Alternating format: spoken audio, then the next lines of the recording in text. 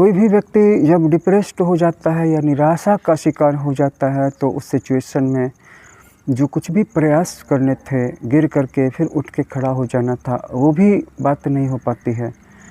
कोई भी व्यक्ति उदास क्यों हो जाता है, हार क्यों मान लेता है? इसका कारण है उसके लग्नेश के साथ किसी पाप ग्रह की युति का हो जाना या पाप नवांश में होना, लग्नेश का पाप नवांश में चला जाना, या फिर चंद्रमा के साथ किसी पाप ग्रह की युति या लग्नेश या चंद्रमा पे पाप ग्रह की दृष्टि। उसमें भी अगर चंद्रमा सूर्य के बिल्कुल करीब चला गया यानी अमावस्या का योग बन गया तो इससे घर में पितर दोष है इसका भी पता चलता है और बुरी आत्माओं का तथा काले जादू के द्वारा जल्दी प्रभावित हो जाने की आशंका भी होती है। देखिए, काला जादू हमारे चारों तरफ फैला हुआ है। कुछ लोगों का सुरक्षा कवच मजबूत है, उनके पूर्वजों ने कुछ अच्छे कर्म किए होंगे, साधना की होगी, जिसके कारण कि सब पर काला जादू असर नहीं करता है। तो अगर आपके आसपास में निगेटिविटी है, काले जादू की ऊर्जा है, तो आपको किसी न किसी कवच का पाठ करना चाहिए। यह सिंपलेस्ट है, हनुमान कवच का, दुर्गा कवच का, बहुत सारी कवच हैं, रुद्र कवच है, शिव कवच है, नारायण कवच है, कवच बहुत सारे ऐसे हैं। अगर आप संस्कृत का मंत्र नहीं पढ़ सकते तो उसका हिंदी अनुवाद पढ़ लीजिए, अपनी मातृभाषा में पढ़ लीजिए। अगर आप मेडिटेशन के, योगा के सिस्टम में जाना चाहते हैं तो वहाँ पर भी आत्म सुरक्षा की, आत्मरक्षा की बहुत सारी सरल और जटिल विधियाँ उपलब्ध हैं। इंटरनेट पर भी मिल जाएंगी, मेरे पास भी हैं। तो जैसा कि मैं बता रहा था कि अपनी सुरक्षा करनी ज़रूरी है नेगेटिव एनर्जीज से। अगर आपके चारों तरफ में एविल एनर्जी है, एविल आई है आपकी ज़िंदगी में, तो आप अशांत महसूस करेंगे और धीरे धीरे करके आपका काम धंधा बंद होने लगेगा। बच्चे हैं, उनका मन पढ़ाई में बिल्कुल नहीं लगने लगेगा, पति पत्नी के बीच में लगाव चला जाएगा और झगड़े विवाद ये सारी चीज़ें होने लगेंगी, बीमारियां बढ़ने लगेंगी। तो ब्लैक एनर्जी आए ही ना, इसके लिए सुरक्षा कवच को सीखना और डेवलप करना ज़रूरी है। जो लोग गूढ़ यौगिक अभ्यासों में इंटरेस्टेड हैं वो इन्हीं के साथ शुरुआत कर सकते हैं। जो लोग इतना ज़्यादा अपने मन को फोकस नहीं कर सकते मेडिटेशंस में, वो एटलीस्ट किसी भी देवी या देवता का कवच ज़रूर पढ़ लें।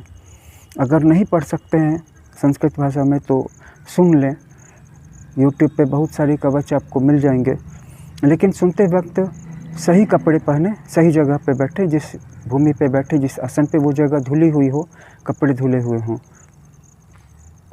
अब बात कर लें कि चंद्रमा के साथ मंगल है या चंद्रमा के साथ शनि है तो ऐसे व्यक्ति को निराशा होगी। चंद्रमा के साथ राहु है, सूर्य के साथ राहु है कि मध्यम योग बना हुआ है यानी चंद्रमा अकेला है, या चंद्रमा षष्ठम, अष्टम या द्वादश भावगत है, बहुत तरह की चिंताएं होती हैं, बहुत तरह की परेशानियां होती हैं। किसी का भाग्येश अस्त है, किसी का पंचमेश अस्त है, किसी का दशमेश नीच का है, किसी का लग्नेश शत्रु राशि दृष्ट है या शत्रु राशिगत है या शत्रु ग्रह दृष्ट है। हर बार एक अलग तरह की चिंता, अलग तरह की निराशा का अनुभव होगा।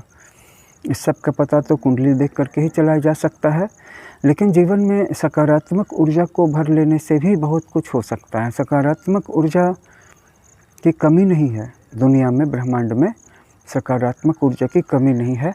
आप सिर्फ उसके बारे में सोचना भी शुरू करते हैं। जैसे मैं मन में सोचता हूँ कि सकारात्मक ऊर्जा, और उसके बारे में मैं जो भी सोचता हूँ 2 मिनट 4 मिनट, तो वो ऊर्जा मेरे चारों तरफ भरनी शुरू हो जाती है। नकारात्मक ऊर्जा भी अट्रैक्टेड हो जाती है। आप सिर्फ नकारात्मक ऊर्जा के बारे में सोचना शुरू कर दीजिए, वो अट्रैक्टेड हो जाएगी।